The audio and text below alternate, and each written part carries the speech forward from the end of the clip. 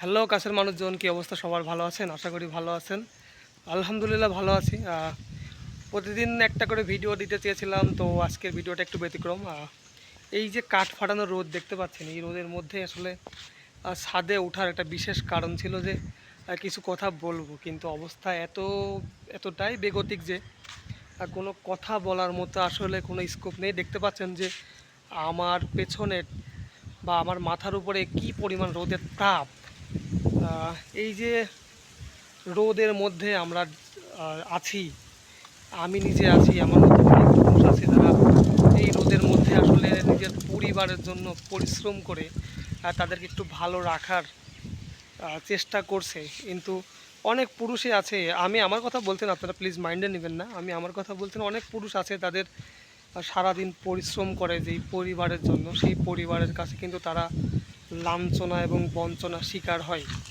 তো সেই সমস্ত ভাবিদের উদ্দেশ্যে বা বোনদের উদ্দেশ্যে বলতে চাই যে প্লিজ একজন পুরুষের সঙ্গে আপনি কখনো এই ধরনের আচরণ করেন না।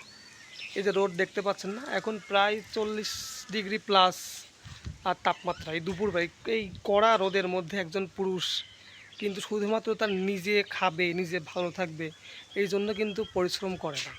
সে তার বউ বাচ্চা, ইভেন তার বাবা মা, মানে পুরো ফ্যামিলির জন্য সে পরিশ্রম করে। তো প্লিজ পুরুষকে একটু সম্মান করতে শিখুন।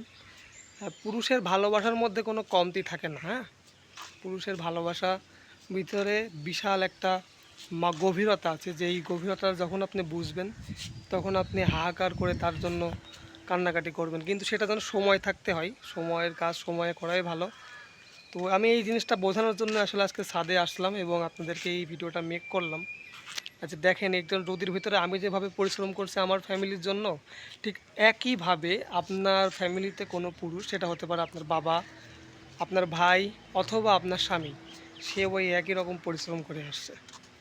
তো প্লিজ রেসপেক্ট এভরি ম্যান। হ্যাঁ, সো আজ এই পর্যন্তই ছিল, আপনাদেরকে বোঝানোর জন্য কথাটা বললাম। প্লিজ কেউ মাইন্ডে নেবেন না।